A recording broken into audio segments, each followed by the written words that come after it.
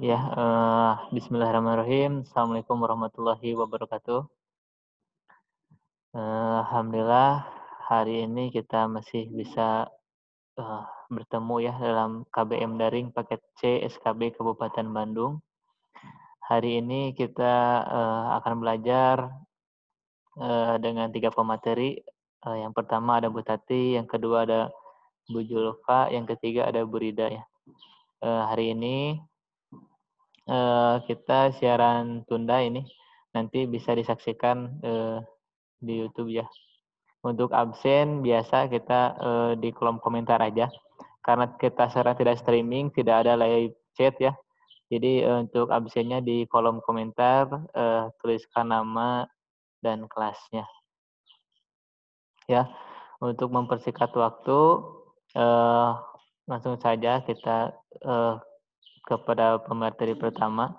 Namun sebelum itu kita, agar lancarnya acara pada hari ini, kita berdoa terlebih dahulu. Untuk berdoa kita mulai.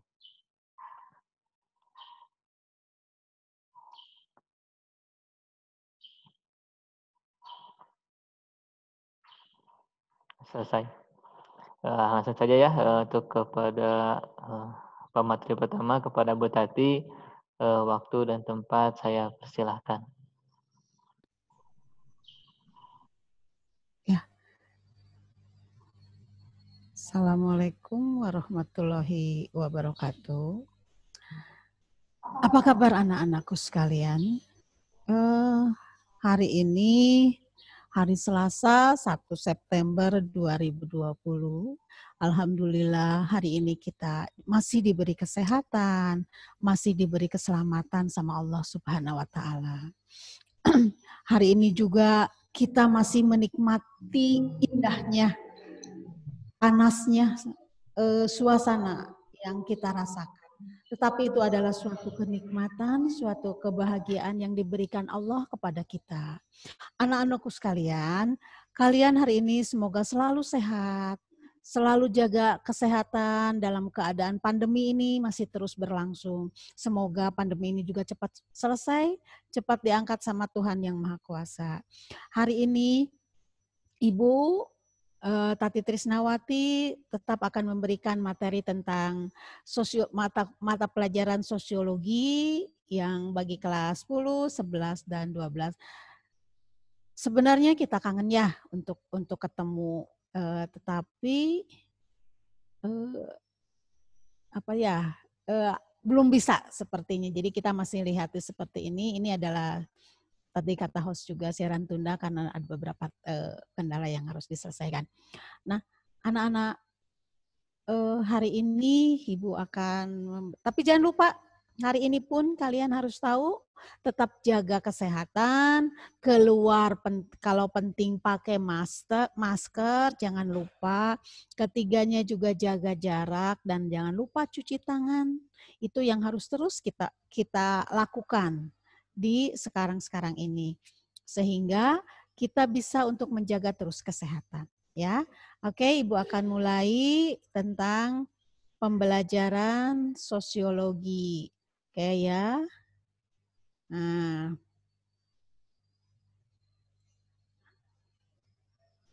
oke, kita mulai. Nah, ini tentang sosiologi, yaitu materinya pentingnya berteman. Siapapun di dunia ini pasti ingin punya teman, pasti ingin punya sahabat, pasti ingin kita berkomunikasi dengan siapapun. Kita akan terus berkomunikasi, kita terus akan berinteraksi. Karena apa? Karena kita manusia hidup. Manusia hidup itu adalah selalu membutuhkan orang lain. Manusia hidup itu adalah saling satu dengan yang lain. Ada interaksi, ada komunikasi. Baik individu maupun kelompok. Baik kelompok dengan kelompok, individu pun dengan individu. Juga dengan alam di mana kita berada. Sehingga setiap manusia ini pasti memerlukan itu. Setiap manusia pasti ingin memiliki teman. Teman itu kan banyak. Teman itu banyak. Tidak hanya teman dekat, tapi teman dekat juga boleh selama itu adalah tidak mengganggu kegiatan kita. Nah, selain individu juga dasar terbentuknya suatu komunikasi adalah dasar terbentuknya suatu kelompok sosial. Ini ada dasar terbentuknya kelompok sosial. Setelah kita memahami maksud dari kelompok sosial, kita sekarang akan lanjutkan dengan memahami kelompok sosial lebih jauh.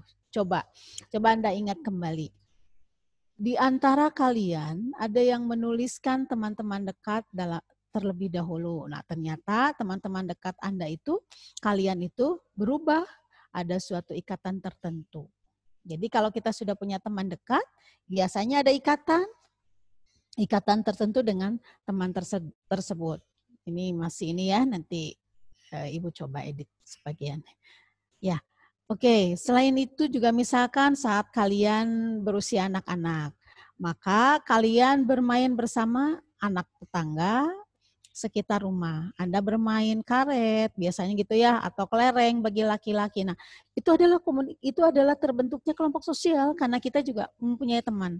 Pada saat seusianya kalian masih kecil, itu pasti kayak sonda kalau bahasa itu ya, permainan tradisional. Ya mudah-mudahan sekarang juga masih ada kegiatan-kegiatan tradisional. Ini kemarin seperti 17 Agustus, biasanya ada kegiatan-kegiatan atau lomba-lomba tradisional. Tetapi karena kemarin pandemi, jadi ditiadakan untuk sementara. Mudah-mudahan nanti ke depan, 17 Agustus yang akan datang, kita akan merayakannya lagi, terus mengadakan lagi dengan kegiatan-kegiatan perlombaan-perlombaan itu ya nak ya. Oke.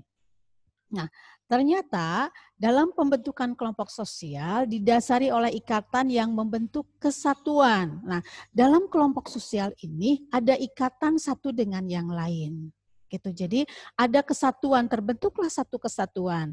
Nanti kita akan mengenal dengan ikatan-ikatan. Ada ikatan guru, ada ikatan pamong belajar seperti kita, ada ikatan SKB dan sebagainya.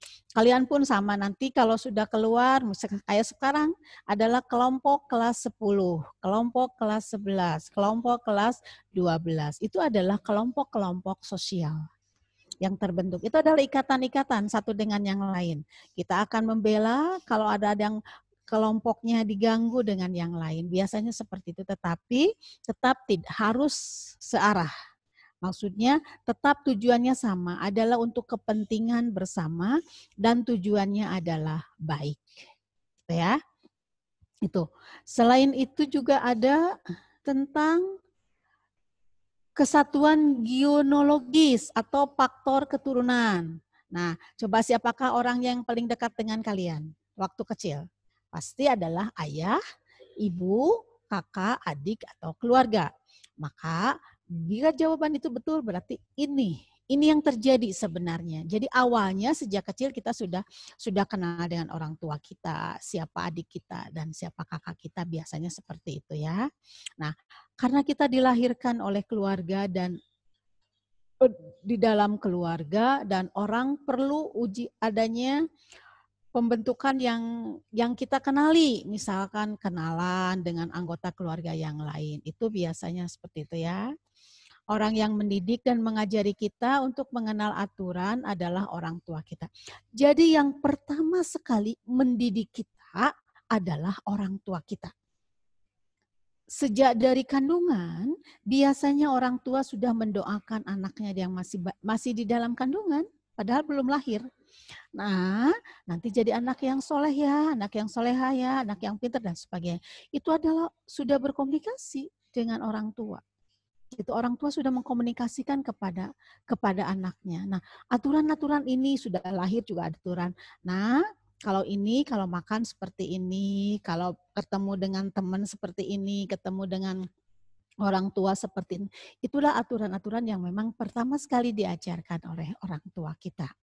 Nah, selain itu, orang yang mendidik dan mengajari tadi juga orang tua, ada juga proses itu dinamakan dengan sosialisasi. Nah, sosialisasi itu bagaimana kita berhubungan dengan orang lain.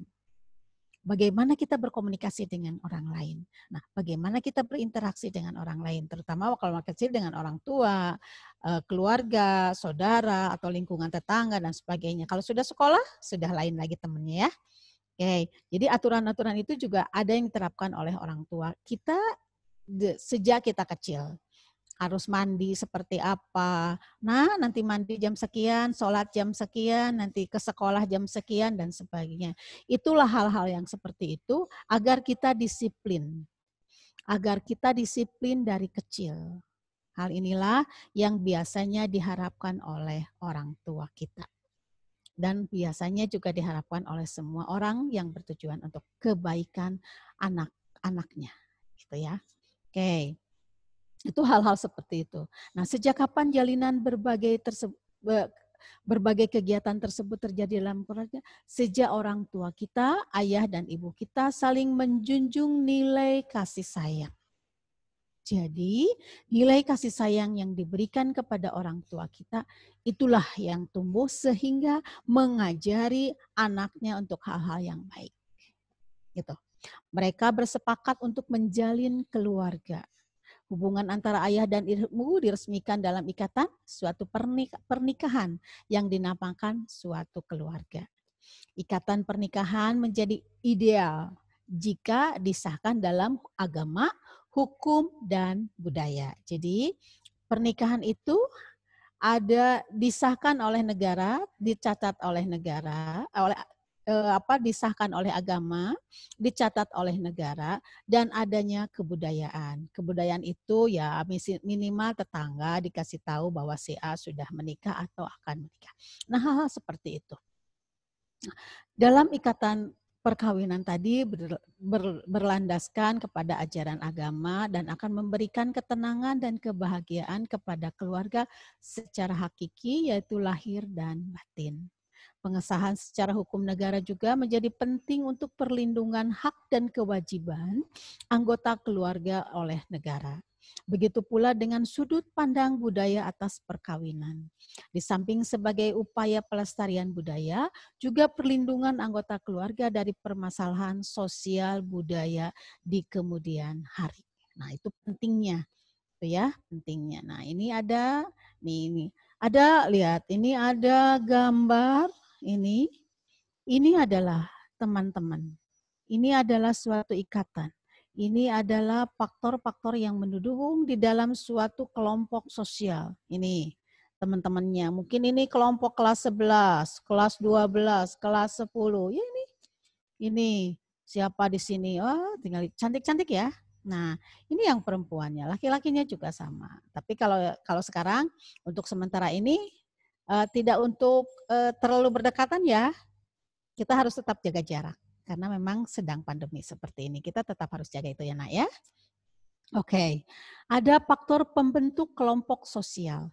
Bergabung dengan sebuah kelompok merupakan sesuatu yang murni dari diri sendiri atau juga secara kebetulan. Nah, kalau dari diri sendiri, saya ingin kelompok ini misalkan, oke, timbul dari diri sendiri. Tetapi kalau dari luar juga bisa, misalkan karena kebetulan itu ya, kalian 2020 ini sudah di kelas 10 baru masuk, kan teman-temannya tidak semua sama, gitu ya. Mungkin dari sekolah paket B, mungkin dari sekolah SMP lain dan sebagainya.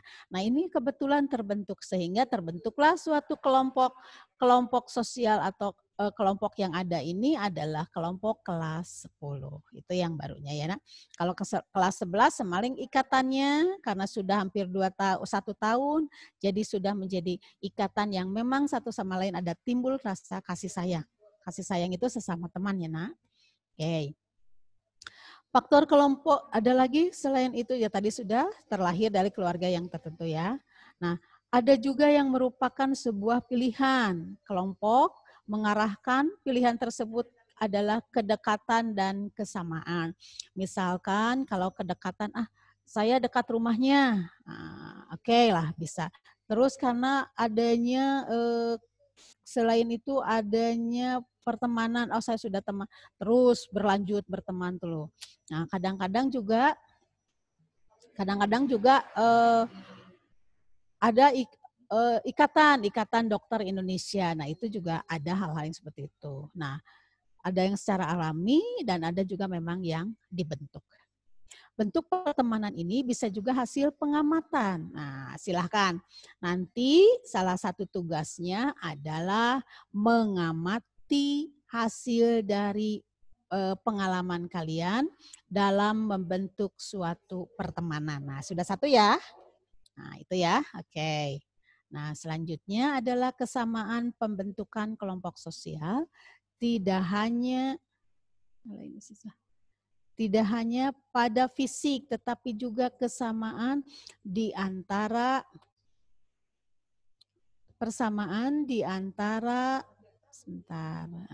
di antara anggota-anggotanya sudah menjadi kebiasaan-kebiasaan. Nah, orang lebih suka berhubungan dengan orang yang memiliki pendirian yang baik dengan sendirinya. Kesamaan yang dimaksud adalah kesamaan minat. Bisa minat, bisa juga kesamaan pengetahuan, intelijensi, bisa juga karena karakter-karakter personal lainnya. Ya. Kesamaan yang dimaksud antara lain adalah kesamaan kepentingan dengan adanya kepentingan-kepentingan yang sama. Maka kelompok sosial ini akan bekerja sama dengan mencapai kepentingan yang sama. Oke. Ada kesatuan keturunan. Sebuah kelompok sosial terbentuk di atas dengan persamaan keturunan. Biasanya orientasinya adalah untuk menyambung persaudaraan. Sehingga masing-masing anggotanya akan saling berkomunikasi, berkarakter tetap aktif satu dengan yang lain dalam kelompok sosial ini untuk menjaga tali persaudaraan agar tidak putus. Misalkan ada kegiatan arisan keluarga. Nah, itu ya agar tidak hilang. Oh, ininya bapaknya ini, ibunya ini, anaknya ini, cucunya ini. Oh, ini paman ini. Nah, itu ya yang terbentuk seperti itu. Oke. Ada kesamaan nasib.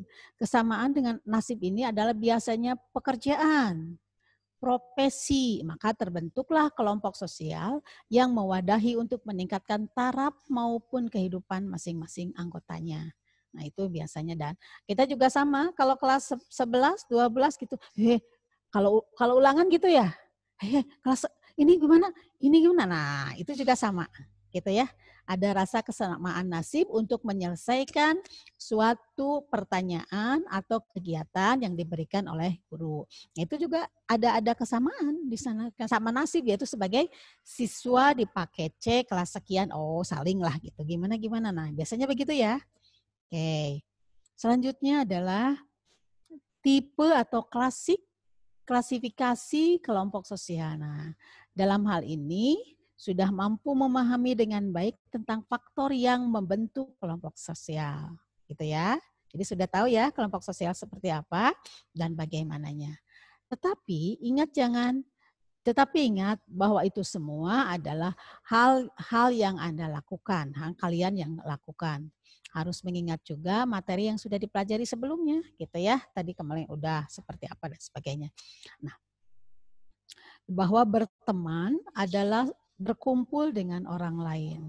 Beberapa orang atau individu yang berkumpul dinamakan dengan kelompok. Sudah ya kelompoknya waktu itu, bisa kalian pelajari lagi. Selanjutnya, nah, ini ada beberapa gambar ini ya.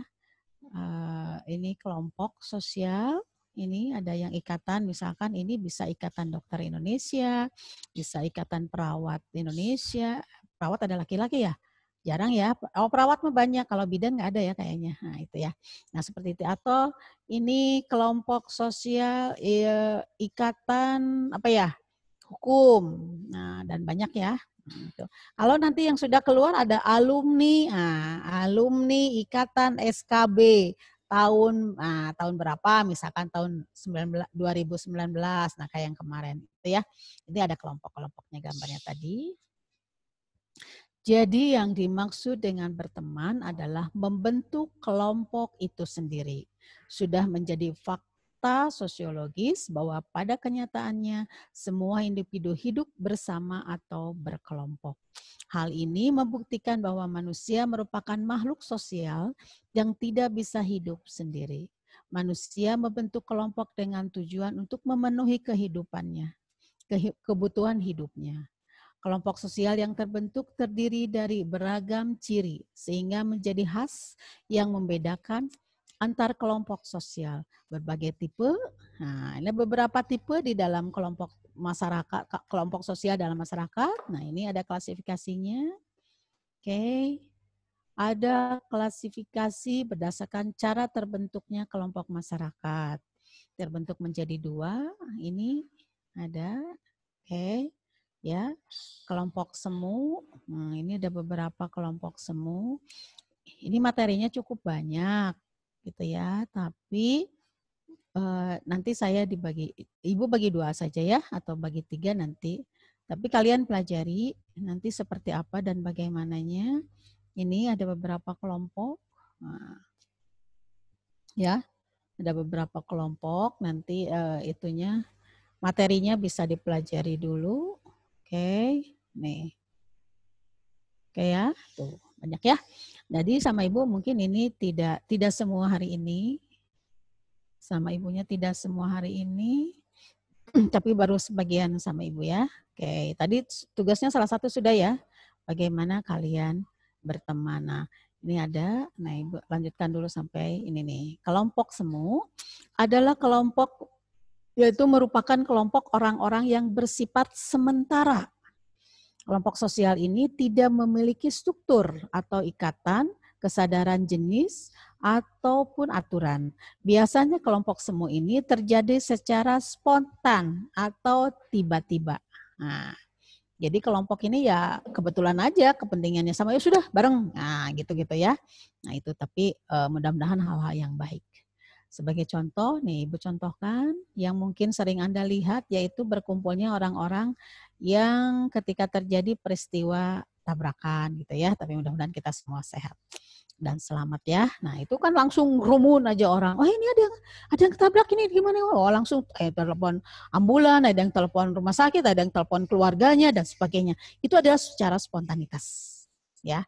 Orang-orang yang berkumpul tadi tidak ada yang memerintahkan untuk berkumpul. Mereka juga tidak memiliki aturan, bukan atas dasar kesadaran perasaan, tapi atas dasar kesadaran perasaan yang sama. Dan juga mereka tidak mempunyai ikatan antara satu dengan yang lain. Jadi itu adalah spontanitas bila sesuatu yang terjadi. Atau mungkin ya amit-amit ya ada kebakaran, wah cepet kan, wah sudah kebakaran ya ramai. Nah seperti itu. Jadi tidak ada ikatan yang mengikat mereka, tapi ada perasaan untuk membantu mereka.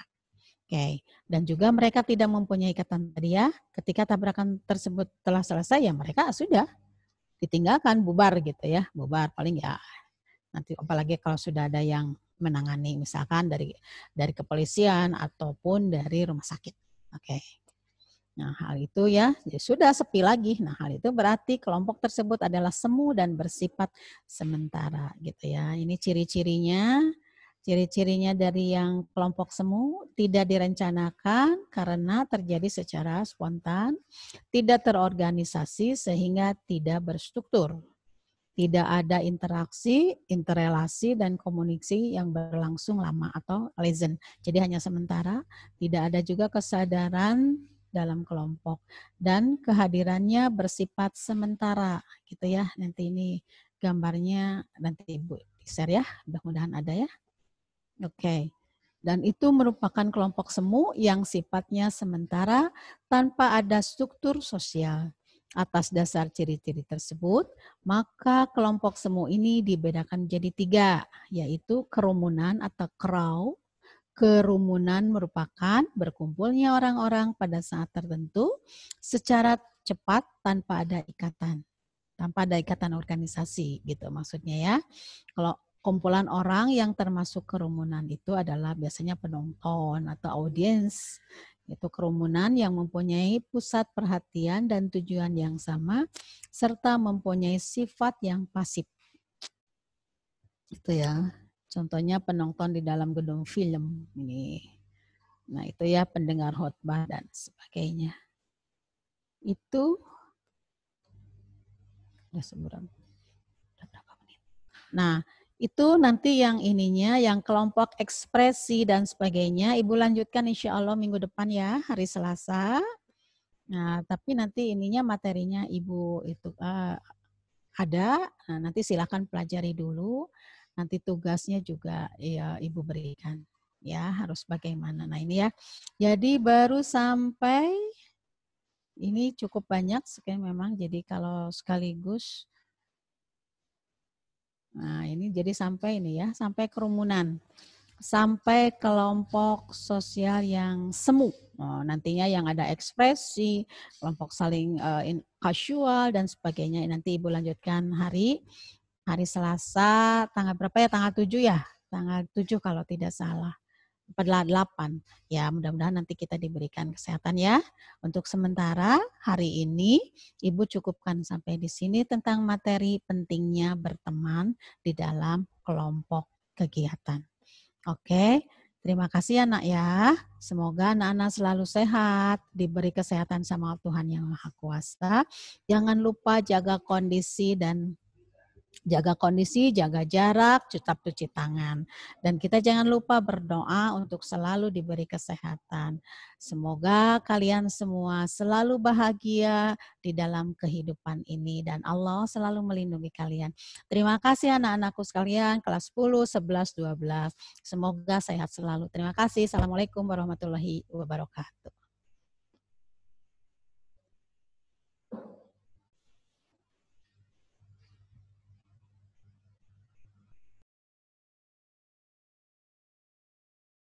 Oke ya, terima kasih kepada Bu Tati yang telah menyampaikan materi pelajaran sosiologi ya tadi. Manusia itu kan makhluk sosial ya, intinya harus saling berkomunikasi dengan antar sesama ya. Jadi ciptakanlah hubungan sosial yang baik antara sesama umat manusia. Karena ketika kita butuh bantuan, pasti kita membutuhkan teman-teman terdekat, tetangga, keluarga, seperti itu. Jadi hubungan yang baik dengan mereka harus diciptakan. Ya. Untuk selanjutnya mungkin kita akan ke materi matematika ya, yang akan disampaikan oleh Bu Julfa. Minggu kemarin udah bahas tentang fungsi, kalau nggak salah sekarang mungkin akan materi tambahan atau pengulangan kayaknya. Untuk itu kepada Bu Julfa, waktu dan tempat saya persilahkan.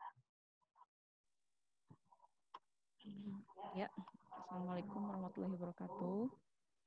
Terima kasih kepada host hari ini yaitu Pak Latif yang sudah memberikan waktu dan juga kesempatan untuk sama-sama memberikan bukan pembelajaran ya, mungkin sedikit apa yang saya tahu tentang matematika ini saya akan membagikannya pada kalian.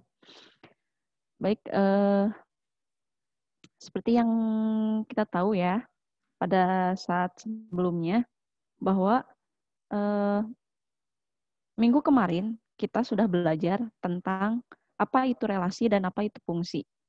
Jadi, untuk materi minggu ini adalah kita akan mempelajari masih tentang fungsi, tapi bukan tapi lanjutan ya, lanjutan.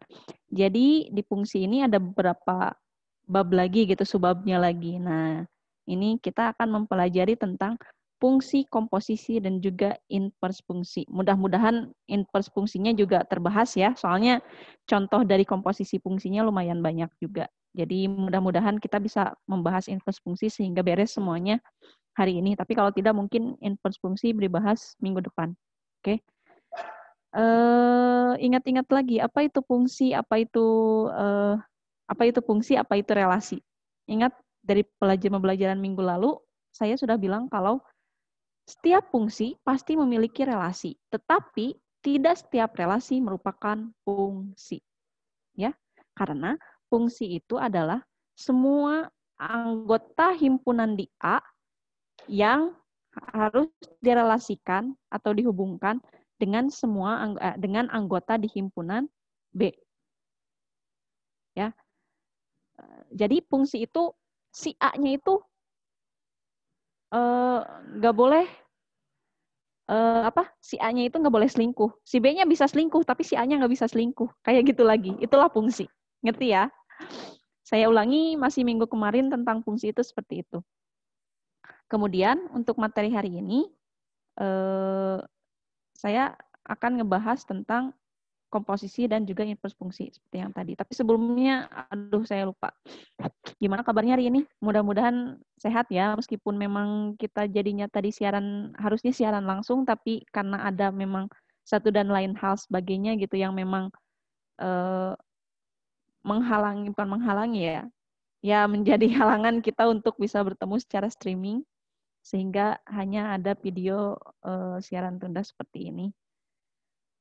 Tapi alhamdulillah ya, kita masih tetap bisa belajar bersama, masih tetap saya harapkan sih kalian tetap memperhatikan, karena memang saya akan memberikan tugas selanjutnya di sini.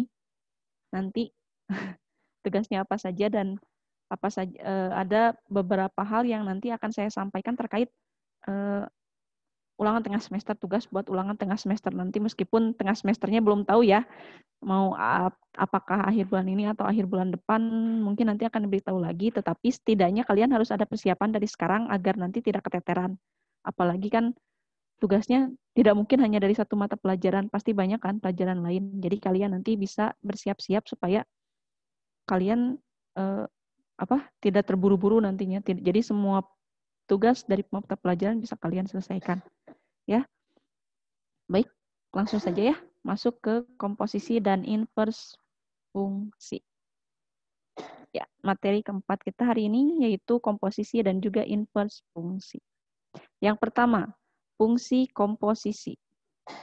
Komposisi atau operasi fungsi secara umum dilakukan untuk menghasilkan nilai tertentu setelah melalui tahapan atau prosedur operasi tertentu. Kita lihat dulu konsepnya komposisi fungsi itu apa sih? Kalau kalian konsep awalnya saja tidak mengerti untuk apa itu fungsi komposisi, maka untuk selanjutnya kalian pasti tidak akan bisa menjelaskan apa-apa atau mengerjakan sesuatu. Ya. Jadi diawali dulu dengan komposisi atau operasi fungsi itu biasanya secara umum itu dilakukan untuk apa sih gitu. Nah, biasanya untuk menghasilkan nilai tertentu setelah melalui tahapan atau prosedur operasi tertentu. Dan hal ini banyak diterapkan dalam kehidupan sehari-hari. Misalkan tata cara mandi. Lihat, jadi komposisi itu atau operasi komposisi itu biasanya ada tahapan-tahapan tertentu yang apabila kita balik pasti hasilnya tidak akan sama. Gitu. Misalkan apa sih yang termasuk contoh fungsi komposisi di kehidupan sehari-hari? Misalkan yang pertama tata cara mandi. Tahapannya yang pertama pasti buka baju dulu kan. Kemudian baru dilanjutkan dengan mandi. Gak mungkin dong mandi dulu gitu. Langsung buka baju nanti terakhir. Basah dong bajunya. Benar nggak? Hasilnya pasti akan beda gitu kan. Kalau misalnya dilakukan secara terbalik. Seperti itulah fungsi. Jadi fungsi komposisi ini biasanya biasanya dilakukan apabila ada dua fungsi, yaitu fungsi fx atau fungsi gx. Gitu. Jadi tidak mungkin hanya satu fungsi. Kalau hanya satu fungsi tidak bisa dilakukan fungsi komposisi, kecuali dikomposisikan misalnya fx dikomposisikan dengan fx lagi.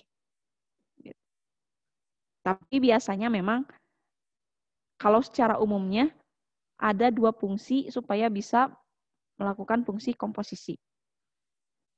Kemudian, walaupun fungsi bukan bilangan, namun kita dapat melakukan operasi penjumlahan, pengurangan, perkalian, dan juga pembagian maupun operasi perpangkatan dan penarikan akar. Jadi di fungsi ini kan seperti saya bilang tadi, adanya pemetaan, dipetakan. Jadi dipetakannya itu bisa nantinya itu bisa ada operasi penjumlahan, pengurangan, perkalian, pembagian, dan sebagainya. Kalian mungkin sudah membaca di materi minggu lalu ada hal ini. Kemudian, apabila fungsi F diibaratkan sebuah senapan, maka daerah asalnya adalah peluru dan daerah hasilnya adalah sasaran tembak. Tidak mungkin satu peluru mengenai beberapa sasaran berbeda, tetapi satu sasaran dapat dikenai beberapa peluru berbeda. Seperti itu. Demikian juga dengan fungsi Y sama dengan Fx. Satu nilai X merupakan anggota dari domain F dikaitkan atau dipasangkan dengan nilai unik dari Y anggota range F. Inilah yang membedakan fungsi dengan relasi lainnya. Seperti saya bilang tadi, ini hanya pengulangan awal ya. Awal-awal kita masuk komposisi fungsi itu pengulangan dulu materi minggu kemarin. Jadi fungsi itu seperti saya bilang tadi, yang A tidak bisa selingkuh ke yang B. Jadi yang daerah asal itu tidak bisa selingkuh dengan daerah hasil. Tetapi daerah hasil bisa saja punya selingkuhan dari daerah asal. Gitu. Ya seperti ini contohnya, seperti senapan kalau kita belajar menembak. Daerah asal itu merupakan kita yang menembakkan peluru. Itu daerah asal. Dan daerah hasilnya itu adalah sasaran tembaknya yang dikenai oleh peluru. Jadi, mungkin saja si sasaran tembaknya atau hasilnya itu atau range-nya itu dikenai oleh daerah asal, misalnya peluru daerah asal beberapa kali. Tetapi si peluru ini tidak bisa mengenai dua sasaran tembak sekaligus. Ya, itu konsep dasar fungsi. Ingat.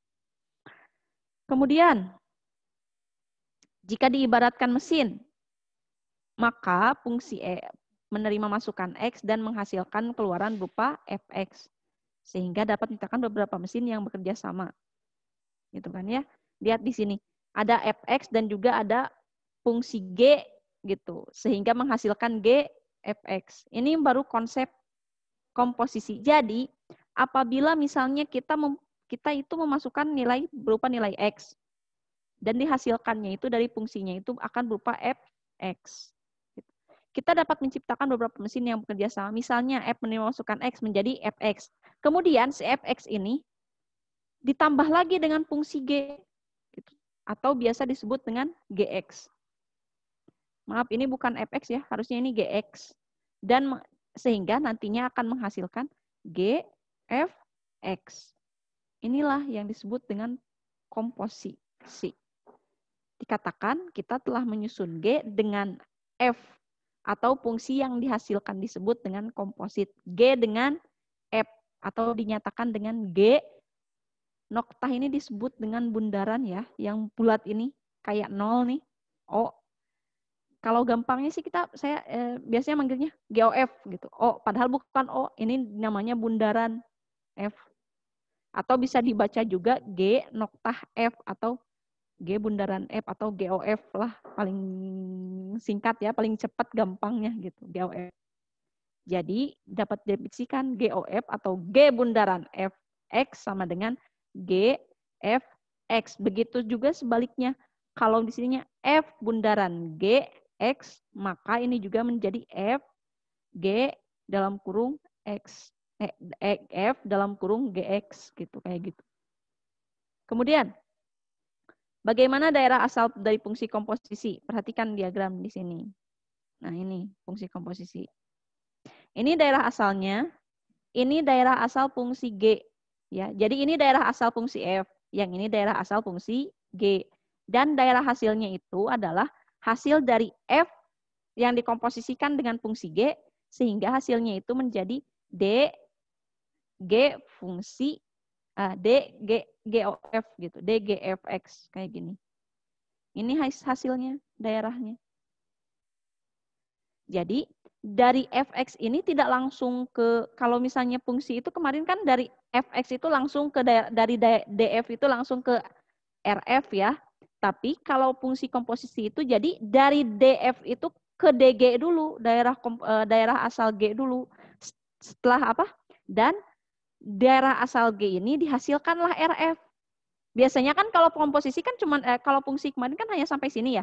Jadi dari daerah asal F ke sini langsung jadi RF, benar nggak? Tapi ternyata RF ini merupakan daerah asal G, sehingga kalau misalnya kalau fungsi biasa itu dari DF ke RF, kemudian kalau misalnya ini itu daerah asal G itu langsung ke RG gitu kan? Kalau fungsi jadi dua kali kan?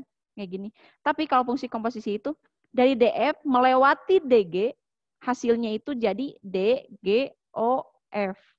Ini hasilnya. Gitu. Nah, ada keterangannya dari samping, silahkan dibaca. Contohnya, apabila Fx sama dengan X min 3 per 2 dan Gx-nya itu akar X, maka daerah asal F sama dengan bilangan real. RF sama dengan bilangan real. dan DG sama dengan 0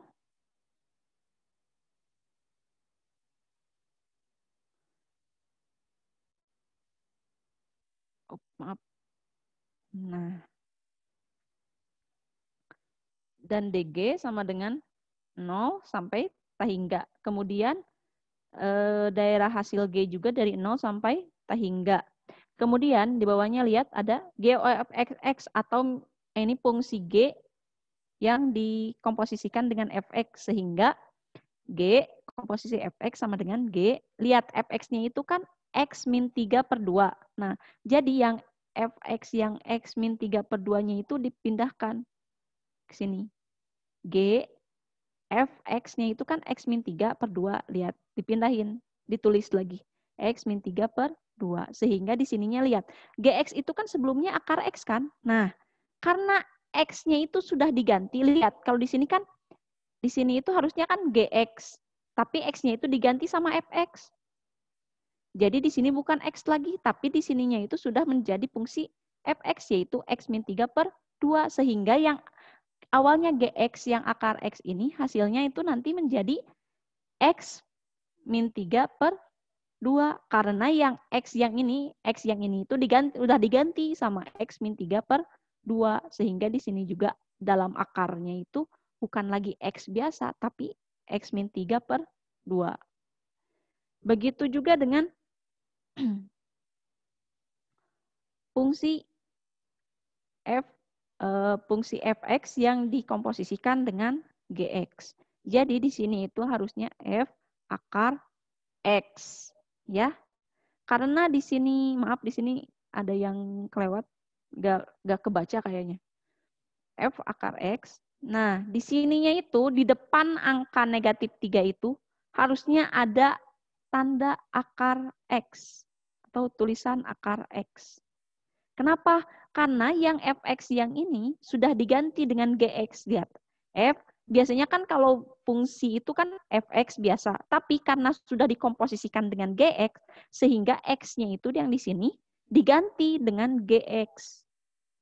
Sehingga karena gx itu adalah akar x, sehingga di sini itu f bukan x lagi, tetapi f akar x. Jadi ketika di sininya sudah menjadi f akar x, maka setiap nilai x di fungsi fx akan diganti oleh akar x. Ya, sampai sini ngerti ya?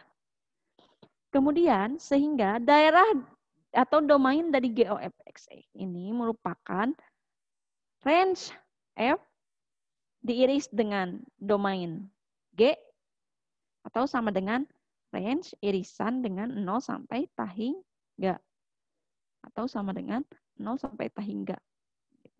Jadi di sini tampak jelas bahwa GOF itu tidak sama dengan FOG atau fungsi komposisi jika fungsi GX dikomposisikan dengan FX itu tidak akan sama dengan fungsi FX yang dikomposisikan dengan GX. Ya. Tapi Bu, bisa sama, tapi bakal aya nu sama moal Bu, ya cobain aja dulu fungsikan. Apa komposisikan dulu. Siapa tahu mungkin nanti ada yang sama, bisa saja sama. Apabila fungsinya sederhana. Jadi tidak semua soal itu GOF-nya itu biasanya sih tidak sama dengan FOG. Ya, kalian cobain aja dulu, komposisikan apa, kerjain dulu kalau kalian nggak percaya gitu. Nanti akan ada latihannya. Ya. Masuk selanjutnya. Definisinya. Jika F dan G fungsi serta RF irisan dari DG tidak sama dengan himpunan kosong, maka terdapat suatu fungsi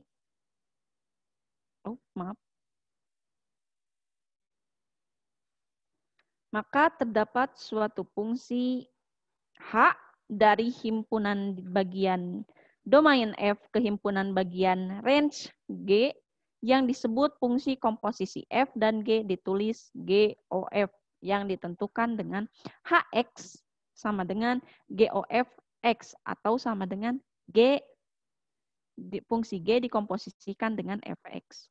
Daerah asal fungsi komposisi F dan G adalah DGF, di mana anggota X merupakan anggota domain F, di mana Fx merupakan anggota dari domain G. Dengan DF-nya itu daerah asal atau domain dari fungsi F, kemudian DG-nya itu daerah asal atau domain fungsi dari G. RF-nya itu daerah hasil atau range fungsi F. Dan RG-nya itu merupakan daerah hasil atau range fungsi G. Kemudian ke bawahnya ada sifat-sifat operasi fungsi komposisi. Yang pertama ada sifat asosiatif, yaitu berarti fungsi komposisi ini bisa saja memiliki sifat asosiatif, atau apabila suatu fungsi FGH diketahui, ya kalian bisa baca di sini. Jika range H itu beririsan dengan domain G tidak sama dengan himpunan kosong, kemudian range GOH-nya itu irisan dari DF tidak sama dengan himpunan kosong, kemudian range G irisan DF tidak sama dengan himpunan kosong, dan range H irisan dari D, F, O, G tidak sama dengan himpunan kosong, maka operasi komposisinya itu akan berlaku sifat asosiatif. Kemudian yang kedua, sifat identitas.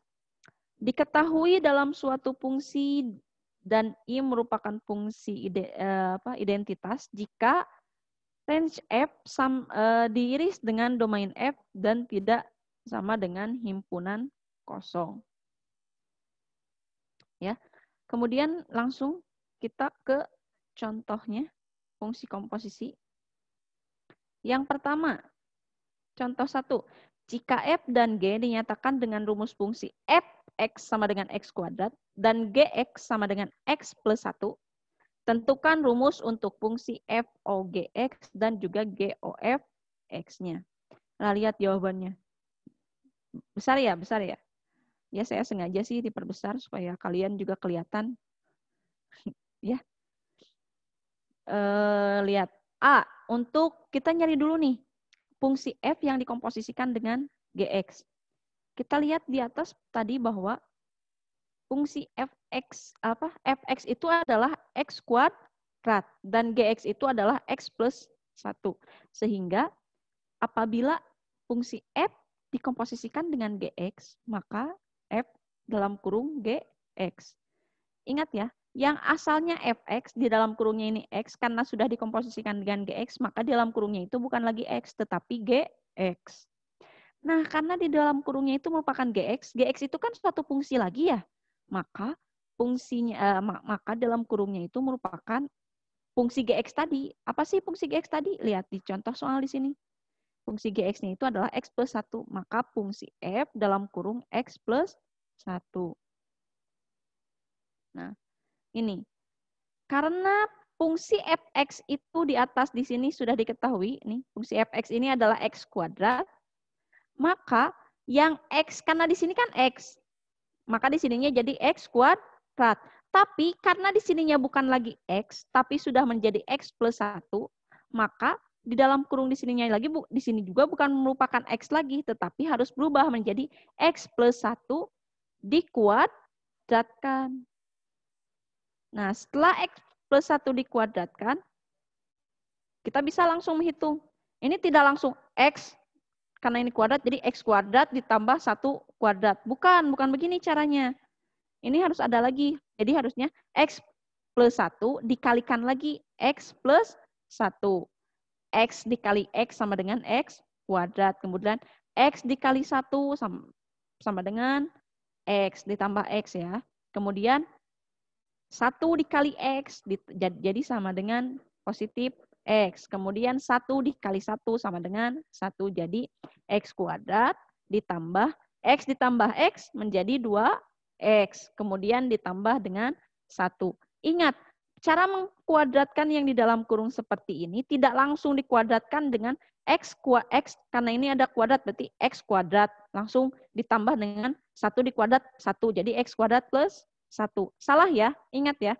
Kalau misalnya dalam kurung seperti ini, berarti pengerjaannya juga menjadi X plus 1 dikali X plus 1. Seperti itu. Coba Ingat-ingat lagi pembelajaran aljabarnya ya. Pasti pernah lah dipelajari di SMP. Kemudian, untuk mencari fungsi Gx yang dikomposisikan dengan Fx. Nah, karena ini fungsi Gx yang dikomposisikan dengan Fx-nya, maka Fx-nya ini yang dimasukkan berarti adalah X kuadrat. Kita lihat ke atas soal. Lihat Fx-nya itu kan X kuadrat. Sehingga ditulis di sininya juga bukan lagi X, bukan lagi Gx, tetapi jadi berubah menjadi Gx kuadrat.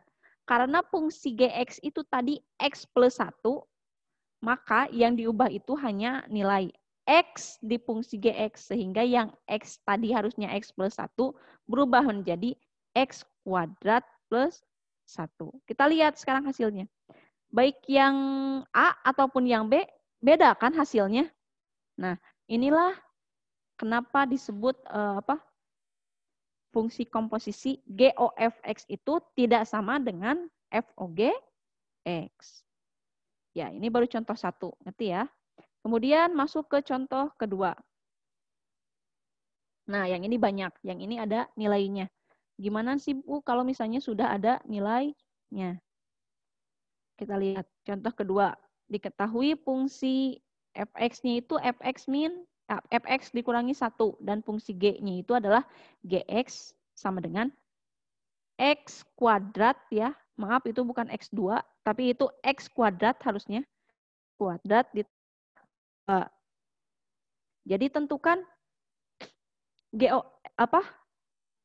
fungsi gx yang dikomposisikan dengan fx, kemudian fungsi fx yang dikomposisikan dengan gx, kemudian fungsi f yang dikomposisikan dengan gx dengan nilai x-nya diubah x-nya itu sama dengan 2. Yang ini juga sama, GOF dengan x-nya itu berubah. Yang x-nya itu nanti diubah menjadi negatif 1. Terus yang terakhir, GOF-nya itu dengan x-nya itu nanti setengah. Jawabannya gimana Bu? Nah ini jawabannya. A. Kita nyari dulu yang fungsi komposisi GX dikomposisikan dengan FX. Jadi G Fx itu sama dengan G Fx-nya itu ini ya, 4x dikurangi 1. Sedangkan fungsi Gx-nya itu tadi saya ulangi, fungsi Gx-nya itu adalah X kuadrat ditambah 2.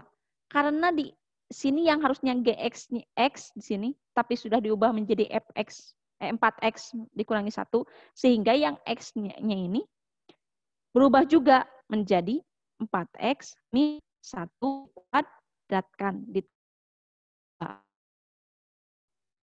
Ya, dikurangi kuadrat. Oh, hasilnya itu ini nih, 16x kuadrat dikurangi 8x ditambah 1.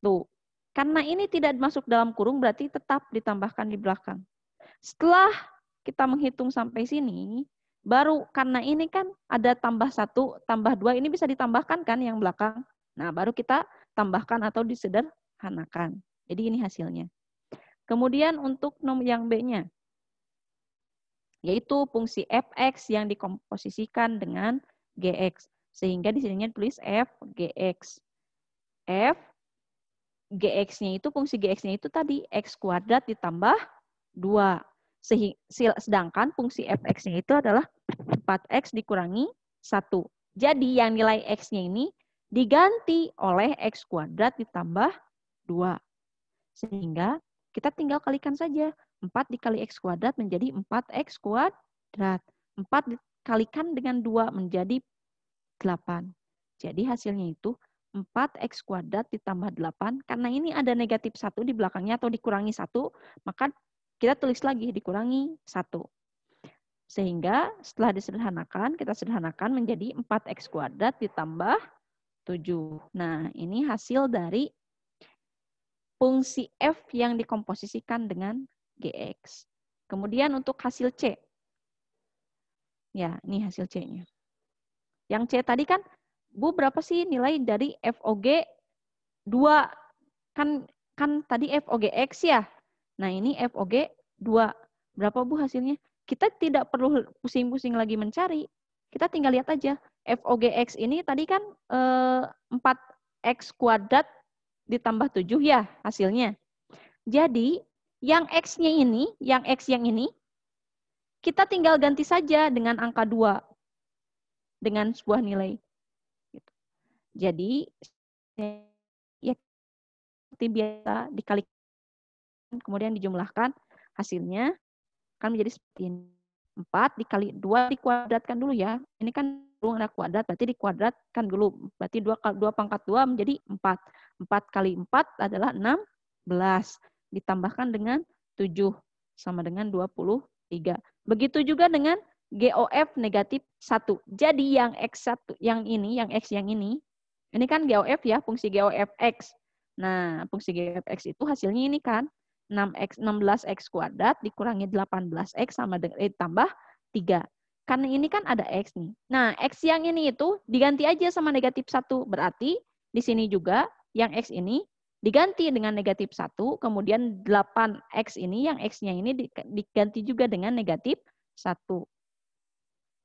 Nah, ini 16 dikali negatif 1 dikuadrat, dikurangi 8 dikali negatif 1 ditambah 3. Jadinya 16 ditambah 8 ditambah 3, hasilnya berapa? Hasilnya berapa? 20. Hasilnya 30. Hasilnya berapa? 20 apa 30? 16 ditambah 8 ditambah 3, hasilnya 27. Ya. Kemudian yang E atau yang terakhir, fungsinya masih sama ini, fungsi GOF, tapi yang X-nya diganti oleh setengah. Nah, hasilnya ini. Kita tinggal hitung aja. Jadi, kalau misalnya di sininya nanti meminta nilai, apa yang X-nya ini sudah diganti menjadi angka, jadi kita tinggal hitung saja, kita tinggal gantikan saja yang X-nya yang ada di fungsi hasil dari fungsi FOGX atau GOFX-nya itu, nanti kita tinggal ganti aja yang nilai X-nya oleh angka yang ada di dalam kurungnya, yang ada di sini. Kan ini harusnya FOGX, nah X-nya ini kan udah berubah jadi angka, berarti di sini juga nilai yang nantinya, nilai X yang ada di fungsi ini berubah juga menjadi angka yang ada yang sama dengan apa yang diinginkan oleh X-nya ini di sini. Ya, oke. Kemudian contoh terakhir, contoh 3. Nah ini agak pusing. Soalnya ini kita sudah diketahui dulu nih fungsi komposisinya. Fungsi komposisi dari fungsi G yang dikomposisikan dengan fx atau GOFX ini kita udah tahu. Terus kita juga udah tahu fungsi G-nya. Tapi kita belum tahu fungsi F-nya. Bagaimana sih? Bagaimana kita mendapatkan fungsi fx-nya gitu? Atau misalnya kita sudah punya fungsi komposisinya, tetapi kita ada salah satu fungsi yang tidak ada.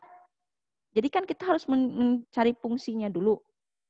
Karena akan berhubungan dengan soal nomor 2-nya, yaitu fungsi komposisi FOGX di sini. Ya.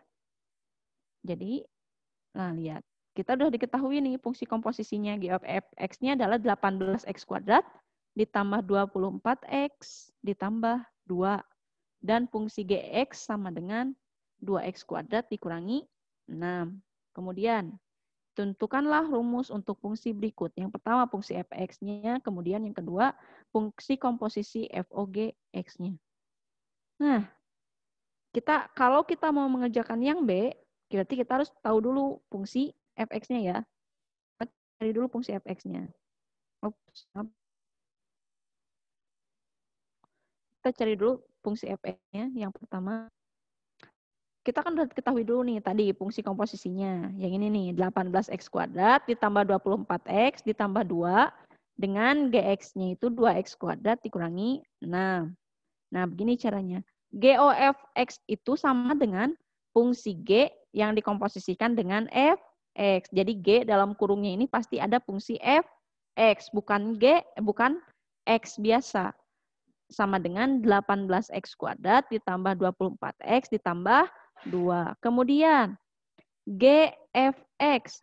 Ingat ya. GFX fungsi dari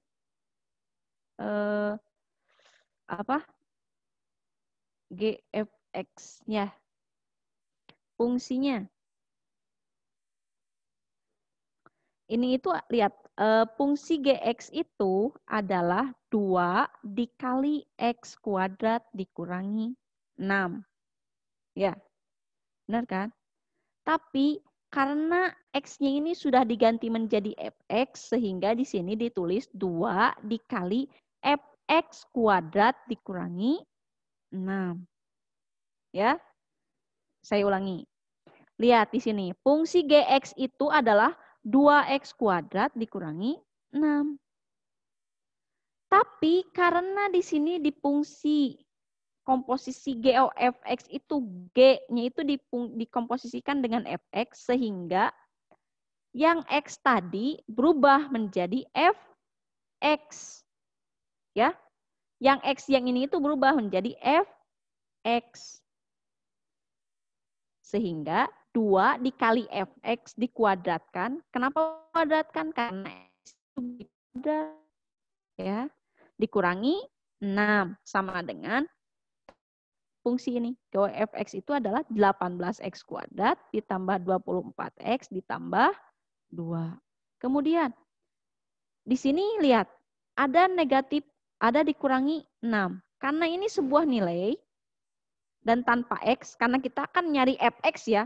Karena ini untuk mencari fx berarti di sini tidak ada nilai yang tidak mengandung x ataupun fx. Berarti bisa dipindah luaskan. Pindah luaskan ke sebelah kanan. Ingat, apabila pindah ruas berarti tanda yang tadinya negatif akan berganti menjadi tanda positif. Ya, lihat pindah ke sini jadi tanda positif. Sehingga yang tersisa di sebelah kiri yaitu 2x, 2 dikali fx kuadrat sama dengan 18x kuadrat ditambah 24x ditambah 2 ditambah 6. Karena tambah 6-nya ini dari mana, Bu? Lihat, yang ini negatif 6 ini tadi dipindahkan ke sini. Dipindah luaskan. Ya. Kemudian sederhanakan, karena 2 ditambah 6 bisa kan ditambahkan, sehingga 2 kali fx kuadrat ini sama dengan 18x kuadrat 20.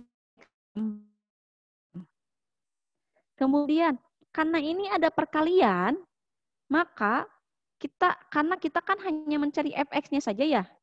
Ingat, karena ini ada di depan ini ada perkalian, berarti kita harus memindah luaskan juga nih nilai ini. Nilai ini apabila perkalian dipindah luaskan, maka akan menjadi pembagi. Jadi, fx kuadrat itu sama dengan 18x kuadrat ditambah 24x ditambah 8 dibagi 2. Apabila disederhanakan, 18 bisa kan dibagi 2, hasilnya menjadi 9. Kemudian 24 dibagi 2, 12. Kemudian 8 dibagi 2 menjadi 4. Maka nilai sederhana dari fx kuadrat itu adalah 9x kuadrat ditambah 12x ditambah 4. Ya. Kemudian, kita kan hanya mencari fx ya, tapi di sini ada kuadrat. Bagaimana cara menghilangkan kuadratnya? Ingat, kalau misalnya di sini ada kuadrat, berarti nilai di sini harus diakarkan untuk menghilangkan nilai kuadratnya di sini. Berarti nilai yang sebelah sini, yang sebelah kanan ini harus diakarkan. Dan akar itu ada 2, pasti ada akar positif dan juga ada akar negatif. Makanya di sini ada positif, ada negatif. Karena kalau misalnya bilangannya itu diakarkan, sama-sama hasilnya akan menjadi sama seperti ini. Itu ada 2 kemungkinan. Bilangan tersebut nilainya itu positif atau nilai tersebut nilai negatif. Nilai negatif gitu. Jadi makanya kenapa ada positif dan juga tanda negatif di sininya. Nah, di sini ada akar kan? Tapi di sini jadi tanda kuadratnya hilang karena sudah diakarkan di sebelah kanannya. Ngerti ya? Kemudian selanjutnya, nah langsung 3x plus 2. Nah, ini yang harus kalian pelajari. Akar dari 9x kuadrat ditambah 12x ditambah 4 itu ada namanya faktorisasi. Ya. Atau sama aja dengan difaktorkan gitu. Jadi nilai berapa yang apabila dikalikan atau dikuadratkan, hasilnya menjadi 9x kuadrat ditambah 12x ditambah 4. Sayangnya nggak ada bor. Harusnya ada bor. biar lebih terperinci karena memang agak susah. Tapi hasil dari cara memfaktorkan, kalian bisa cari, mungkin mau di YouTube, mau di mana, hasil cara pemfaktoran perkalian ya, kalau nggak salah, saya lupa. Intinya cara memfaktorkan bilangan aljabar. Cari deh. Ada kok. Jadi di sana itu nilainya itu 9x kuadrat ditambah 12x tambah 4 sama dengan dalam kurung gitu perkalian kan. 9x kuadrat pasti ada x di depannya, maka x juga ditulis. X ditulis pasti benar nih x, karena ini kan udah x kuadrat, apabila diakarkan pasti kuadratnya hilang kan, pasti hasilnya tetap x kan. Nah, x. Kemudian ini 9, akar dari 9 berapa? 3. Ya kan? 3. Kemudian yang bingung itu adalah menentukan yang ini. Yang ini karena ini yang paling belakang ini adalah 4. Akar dari 4 itu adalah 2. Ya kan? Tapi masalahnya adalah kita belum tentu 3x plus 2 ini adalah sama hasilnya apabila kita kalikan ulang. Hasilnya menjadi 12x. Ya. Makanya kalau untuk mengecek kebenarannya, 3x tambah 2 dikalikan lagi dengan 3x tambah 2. Benar tidak? Hasilnya 9x kuadrat ditambah 12x ditambah 4. Apabila hasilnya sama seperti ini, maka cara pemfaktoran kalian sudah benar. Tetapi apabila hasilnya berbeda, maka cara memfaktorkan kalian masih salah. Kalian bisa pelajari video cara memfaktorkannya di YouTube ya. Banyak kok. Ya. Cara memfaktoran bilangan aljabar biasanya. Cari aja YouTube. Cara memfaktorkan. Karena di depan ini ada tanda positif dan negatif, maka di sini juga ada tanda positif dan negatif. Karena nilai ini itu bisa aja berupa positif dan juga bisa berupa negatif. Jadi ada 2 fungsi f-nya nih yang mungkin. Yang pertama, fungsi fx yang tandanya positif atau nilainya positif menjadi 3x plus 2. Ini untuk fx-nya positif. Tapi bisa aja fx dengan x-nya itu nanti nilainya itu bisa aja negatif. Jadi di sininya jadi negatif 3x dikurangi 2. Kemudian kita harus mencari f OG(x) atau fungsi komposisi fx dengan gx.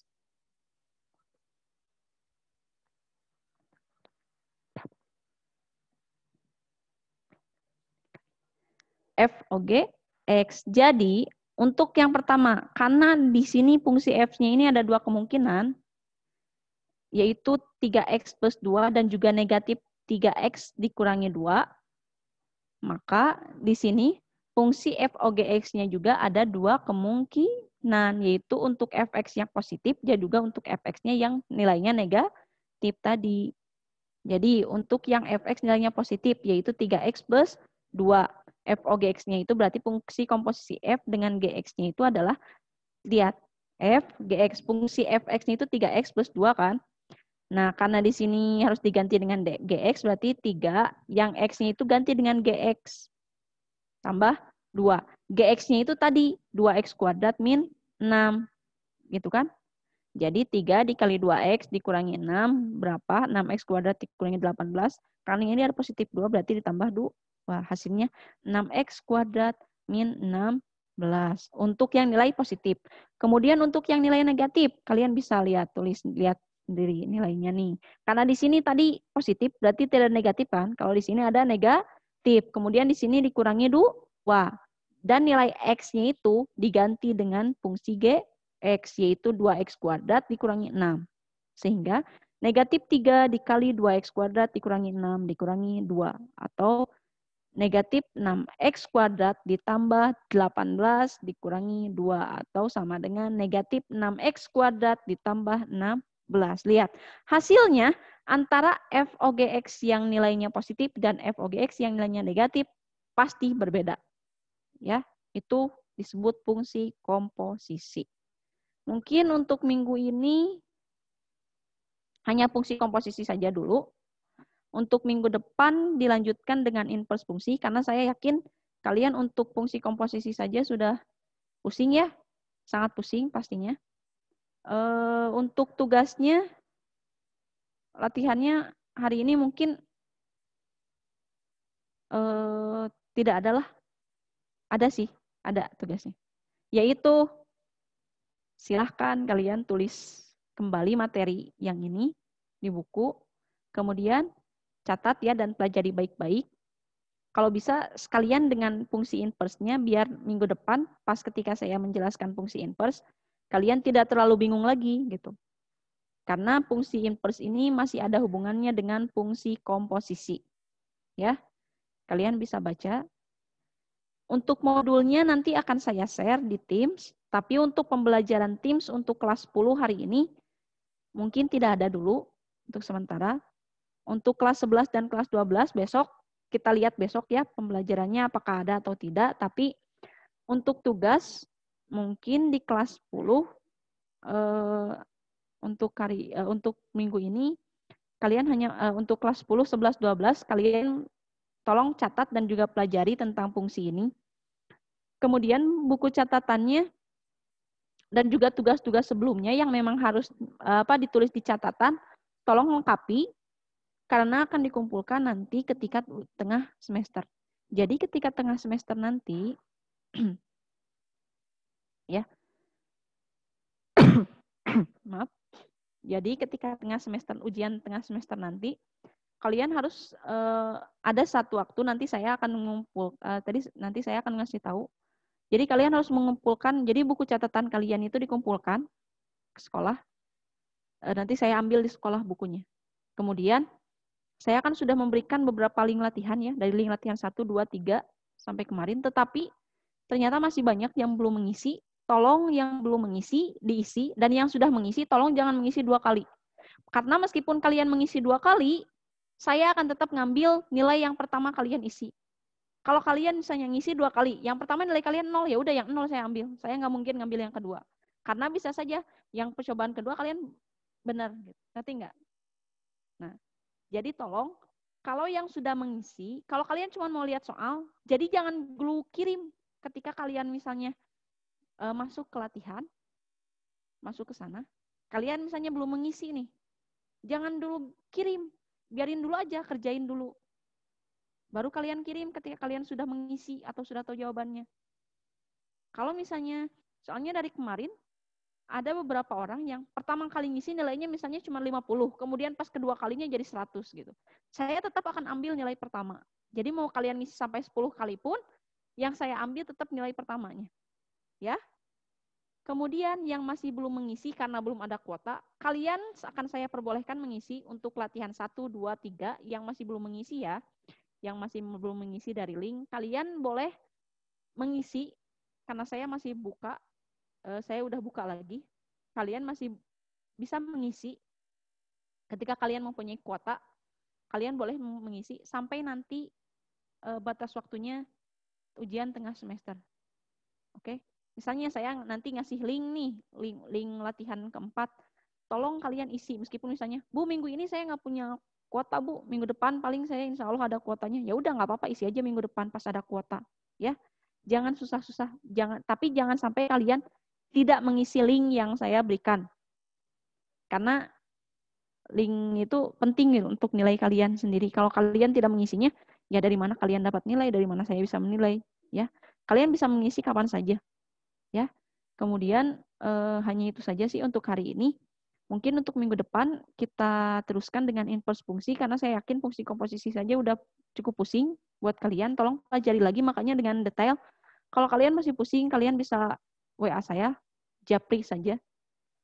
Mungkin nanti akan ada. Terus kita akan membicarakan hal-hal lainnya nanti di Teams. Nanti akan saya beritahu kapan kita akan memulai pembelajaran di Teams. Nanti di WA, di grup akan saya kasih tahu apakah besok kita belajar seperti biasa atau tidak di Teams.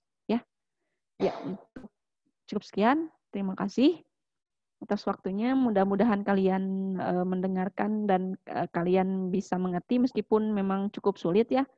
Karena tidak secara langsung itu memang sulit sekali kalau untuk matematika, tapi saya yakin selama kalian mau berusaha, selama kalian rajin mencari, kalian pasti bisa.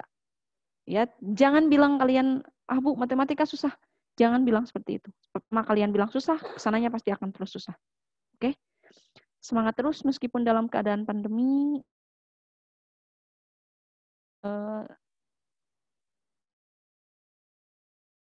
Jangan keluar atau jangan main-main apabila tidak perlu, ya. Cukupkan sekian. Warahmatullahi wabarakatuh. Baik ya, wassalamualaikum warahmatullahi wabarakatuh.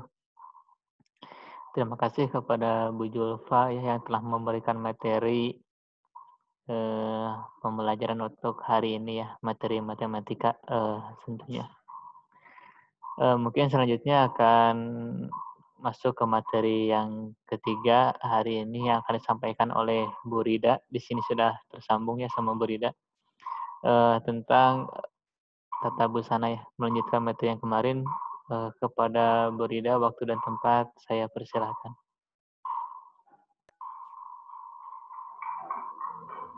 Baiklah, terima kasih kepada host yang telah memberikan waktu dan kesempatannya kepada saya.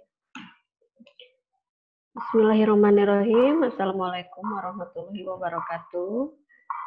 Selamat siang anak-anak.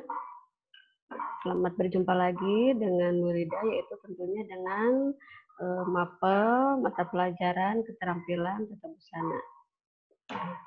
Apa kabarnya hari ini? Tentunya kabar yang kita harapkan baik-baik saja ya, dan sehat selalu. Meskipun kita belajar di rumah, kita selalu semangat, dan semangat tanpa pantang mundur ya. Oke, sebelum kita masuk pada pembelajaran hari ini, tentunya isi dulu daftar hadir, cek, dan isi nama dan kelasnya masing-masing. Oke, kita mulai pada pembelajaran hari ini.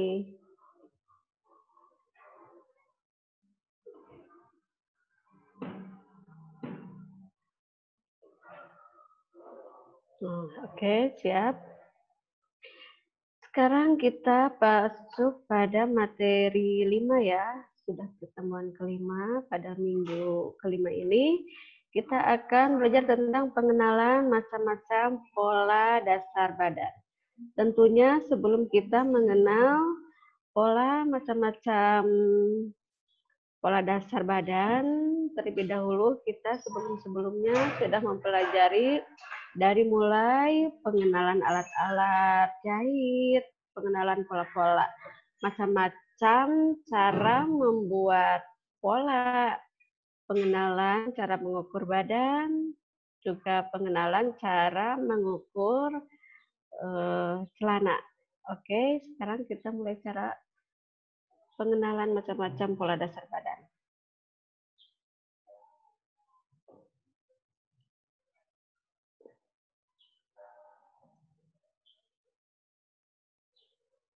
Oke, mulai mengenal berbagai macam pola. Mengenal macam-macam pola dasar, terlebih dahulu kita mengenal pola dasar badan itu apa ya? Pengertiannya adalah atau definisinya adalah pola dasar badan adalah pola bagian badan atas yang belum ada perubahan baik perubahan pola ataupun pengembangan desain. Itu yang dinamakan dengan pola dasar. Sebelum kita mengembangkan pola selanjutnya, mau dibuat apa pola tersebut, seperti contoh, mau membuat pola blus, ataupun gaun, ataupun rok, kita terlebih dahulu membuat pola dasarnya dulu. Pola dasar badan itu adalah pola yang sedasar-dasarnya, yang belum ada perubahan. Kita mulai ke pola dasar rok. Karena ini, meskipun kita belajar macam-macam pola dasar badan, alangkah baiknya kita mengenal dulu berbagai macam pola dasarnya. Meskipun dari mulai pola dasar badan, pola dasar rok, pola dasar gaun, pola dasar gaun dewasa dan gaun anak, pola dasar celana, dan berbagai macam lagi.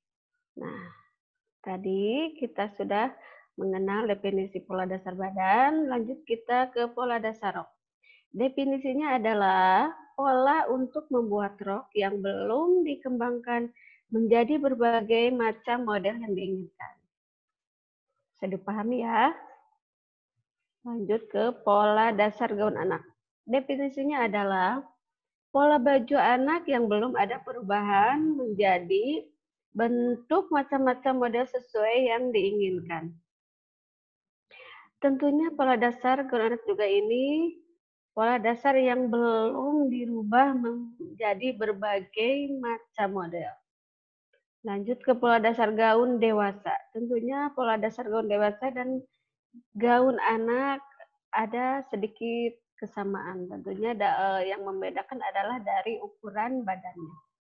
Definisinya adalah pola gaun anak yang belum ada perubahan seperti yang diinginkan. Sampai di sini mudah-mudahan bisa dipahami ya. Kita lanjut ke pola dasar celana. Pola dasar celana adalah pola celana yang belum ada perubahan juga. Ya, tentunya pola-pola dasar ini adalah pola yang belum sama sekali ada perubahan.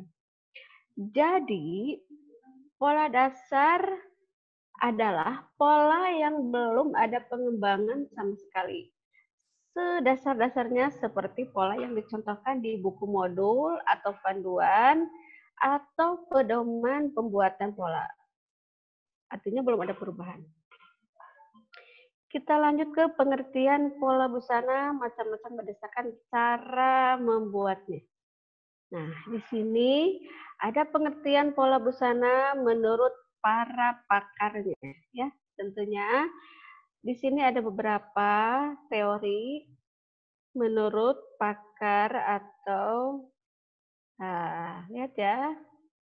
Kita bahas satu persatu.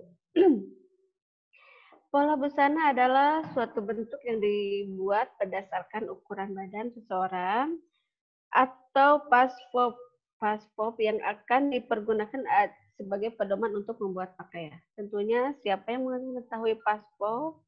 Paspop itu adalah bentuk badan atau dalam bentuk boneka ya. Bentuk badan dalam bentuk contoh di boneka. Tentunya kalau kita praktek, tentunya kita mengetahuinya. Pola adalah suatu itu menurut Erna Setiawati. Sekarang, pola adalah suatu potongan kain atau kertas yang dipakai sebagai contoh untuk membuat pakaian. Potongan kain atau kertas tersebut mengikuti bentuk atau ukuran badan tertentu. Itu menurut Fori Mulailawan. Kita lanjut ke pola adalah potongan kertas atau bahan tenunan yang dipakai sebagai contoh atau pedoman atau cetakan dalam menggunting ban sebelum dijahit menjadi pakaian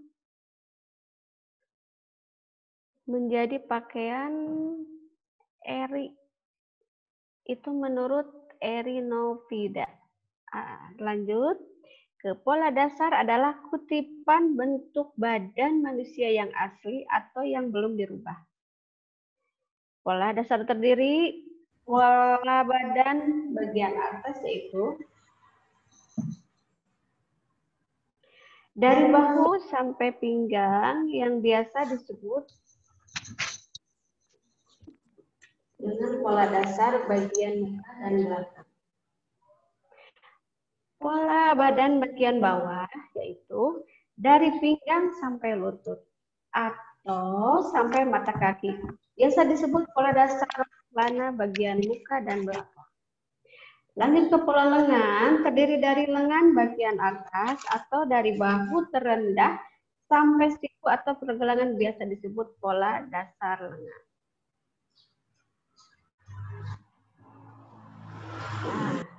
Di sini ada macam-macam pola berdasarkan cara membuatnya. Yang pertama ada pola draping. Pola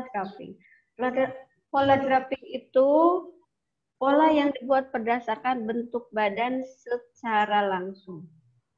Secara langsung di atas badan, di atas paspop. Paspop itu tentunya sudah mengetahui ya, yang sudah tadi Ibu terangkan pada, kalau kalian masih ingat pada materi pertama di situ Ibu menerangkan cara mengukur dan alat-alat bahan jahit. Di situ ada contoh bentuk paspop.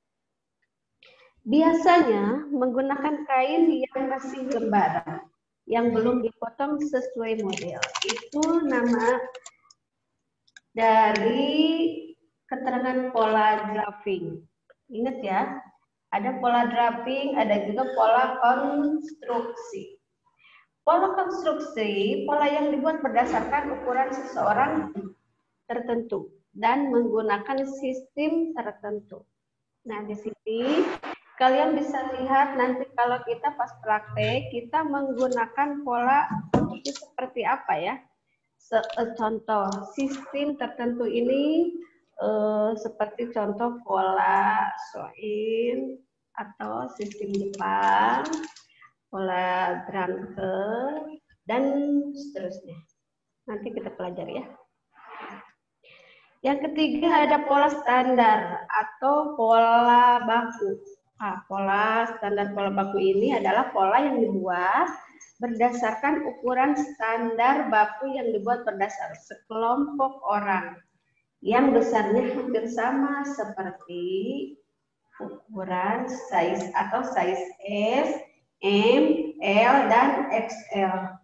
Pola ini dipergunakan orang untuk membuat pakaian yang dapat dipakai oleh banyak orang, seperti contohnya kalau kita membeli pakaian dari toko-toko, biasanya kita tidak seperti mau membeli baju yang kita inginkan ya. Kita harus membeli sesuai dengan size ukuran yang ada di toko tersebut. Nah, size yang ada di toko tersebut ini adalah menggunakan ukuran standar atau pola baku yang disebut pola baku. Contohnya kayak ukuran S, M, size L, dan size XL itu disebut pola standar atau pola baku atau juga ukuran baku. Ya, ingat-ingat ya, nanti kalau ada di soal kalian bisa mengetahuinya. Yang keempat ada pola cetak. Pola cetak ini adalah pola yang dibuat dengan ukuran standar yang sudah dicetak. Pola yang terdiri dari satu setel pola untuk satu model pakaian. Nah, pola cetak ini nanti kita praktek ya. Oke. Kita belajar dari berbagai macam pola dasar badan. Nah, untuk pola dasar badan ini, di sini ada bagian depan. Bagian depan dan belakang tentunya berbeda. Apa yang bisa membedakan pola depan dan bagian belakang? Di sini untuk pola depan, kita bisa membedakan pola depan itu biasanya lebih besar dari pola belakang. Yang pertama. Yang kedua, dari warna pola.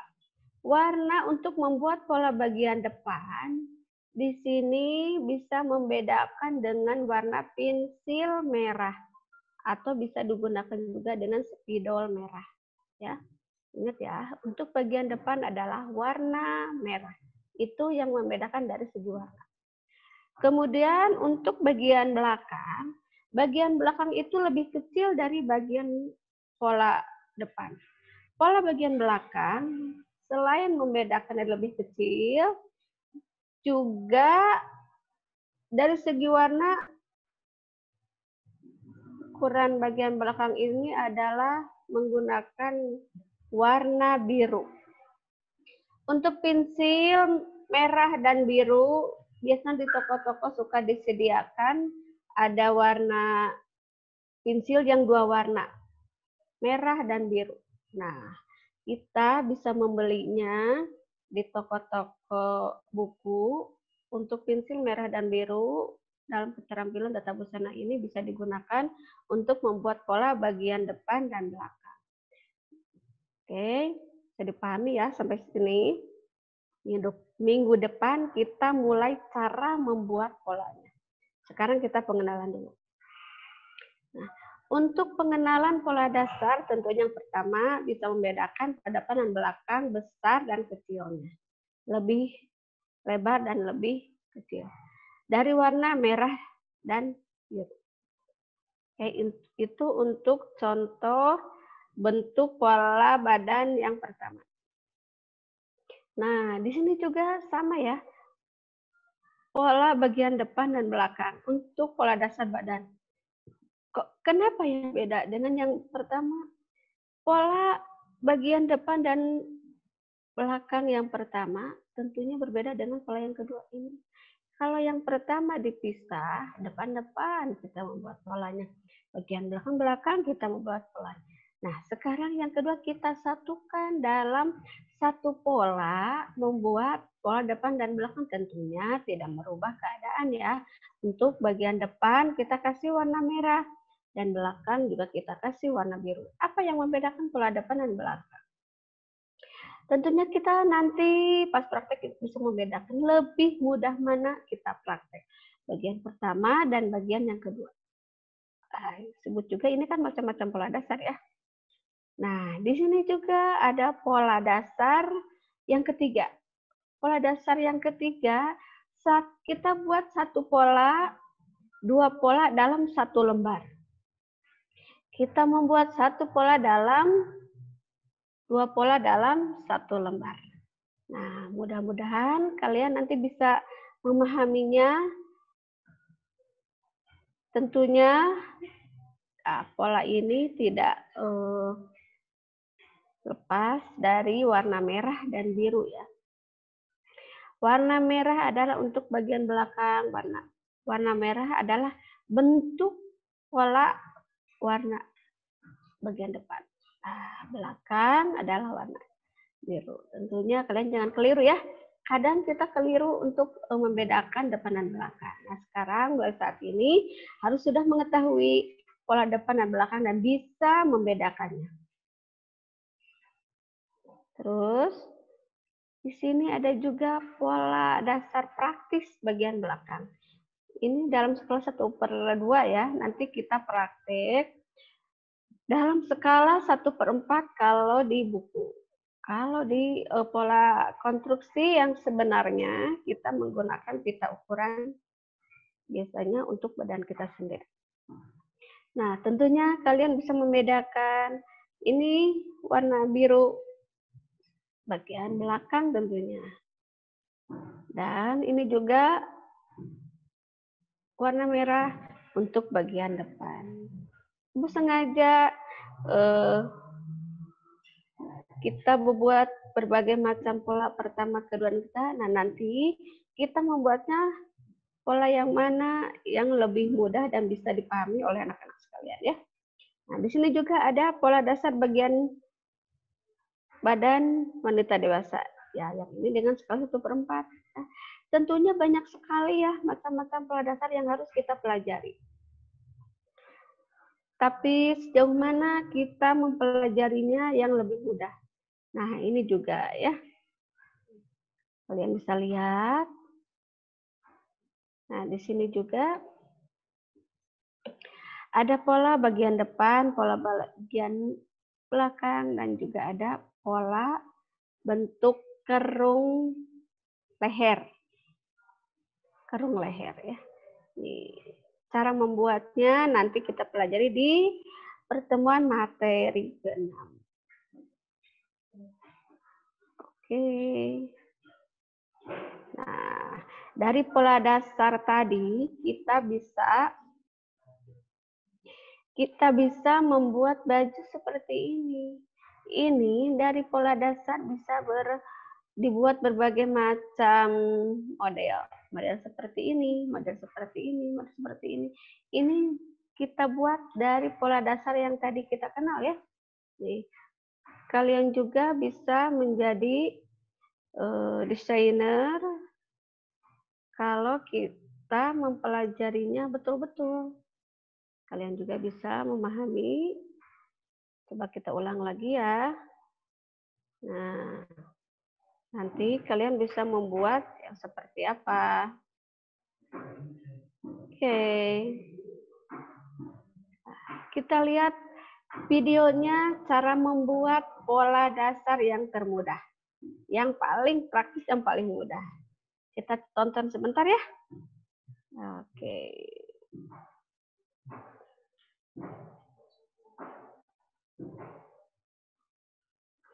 Jangan lupa. Kalian bisa juga lihatnya di YouTube ya. Belajar membuat pola baju dengan mudah. Yang pertama harus dipersiapkan dulu alatnya. Di sini ada alat tulis, gunting, skala, meteran. Yang kedua ada ukuran yang dipakai lebar bahu, lingkar badan, dan lingkar pinggul. Tentunya dengan contoh ukuran tertentu. Yang ketiga ada pola badan depan. Cara membuatnya lihat ya. Nanti barangkali besok atau minggu depan kita praktek, jadi kita sudah mengenalnya. Dengan persiapan peralatan yang tadi. Nah, cara membuatnya lihat.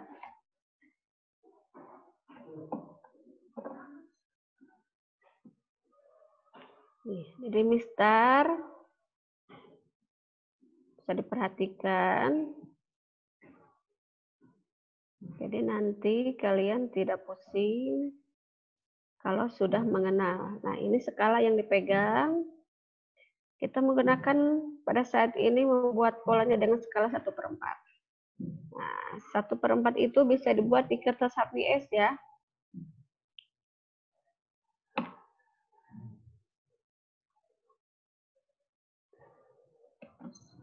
Sebentar saja ya.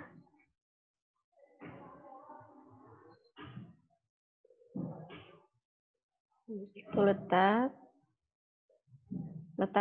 dan titik-titiknya, perhatikan. Nah, cara menggarisnya juga perhatikan dengan mistar, bentuk mistar tertentu.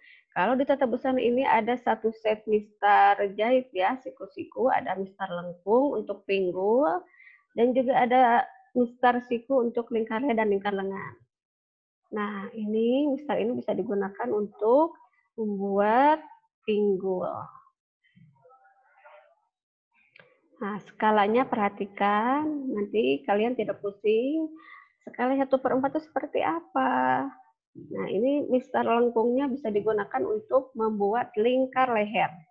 Nah, ini lingkar leher ya. Oke.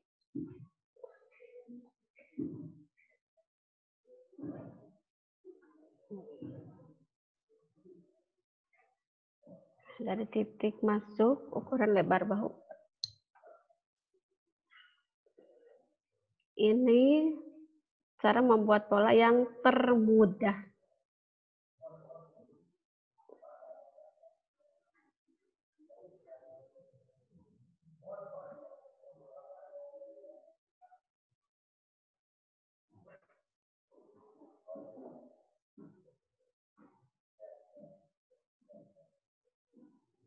Nah, ini untuk menentukan lebar dada.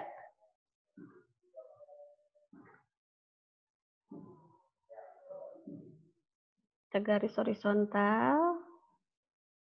Tentunya ukuran yang sudah tadi diberikan dengan contohnya. Nah, cara menggaris lingkar lengkung lengan. Nah, perhatikan.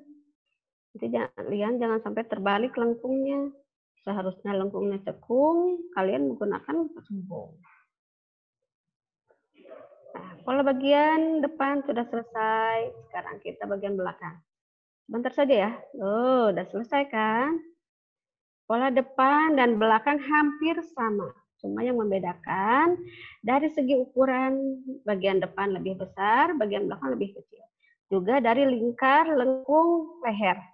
Lingkar lengkung leher lebih panjang, lengkung belakang lebih pendek. Ya, bisa dipahami sampai di sini? Mudah-mudahan bisa. Nah, ini juga lebar dada, dan sini juga ada lebar punggung. Nah, bisa kalian lihat ya. Ini untuk lingkar badannya. Ini untuk lingkar pinggangnya. Ini untuk lingkar pinggulnya. Nah, ini untuk panjangnya nanti kalian praktek. Ini tak terhingga dulu ya, belum ditentukan untuk panjang bajunya.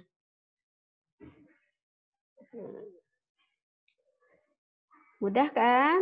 Mudah-mudahan kalian bisa praktek seperti ini, seperti yang dicontohkan.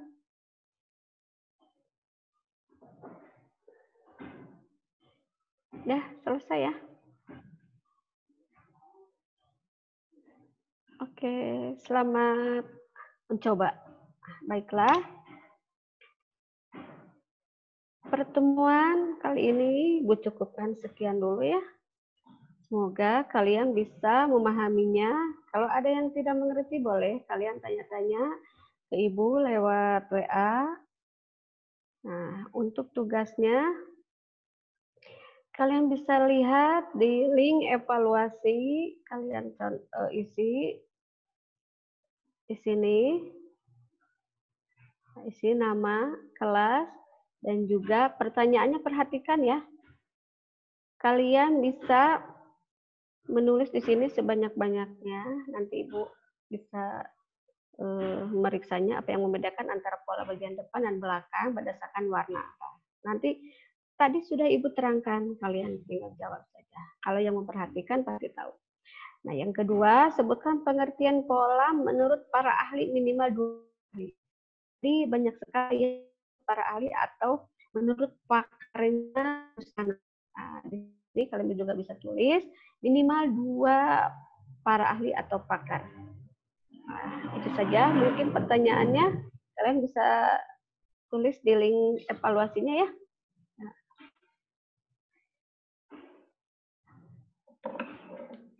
Oke. Sampai berjumpa lagi pada pertemuan yang akan datang atau Selasa depan dengan materi yang berbeda. Minggu depan kita mulai cara membuat polanya. Nanti bisa kalian perhatikan betul-betul ya. Nah, sampai di sini dulu. Wabillahi taufiq wal hidayah. Wassalamualaikum warahmatullahi wabarakatuh. Waalaikumsalam warahmatullahi wabarakatuh. Alhamdulillah pertemuan pada hari ini kita sudah selesai. Untuk tugas ya jangan lupa dikerjakan. Nanti linknya di-share di grup Teams-nya masing-masing. Terus untuk absen, karena kita tidak live streaming, tidak ada live chat, jadi absennya nanti di kolom komentar aja. Ya, jadi tuliskan nama dan kelas. Ya, mungkin itu yang dapat kami sampaikan pada hari ini. Saya sebagai host dan para pemateri mengundurkan diri. Sampai jumpa di minggu depan. Wassalamualaikum warahmatullahi wabarakatuh. Waalaikumsalam warahmatullahi wabarakatuh. Sampai ketemu lagi.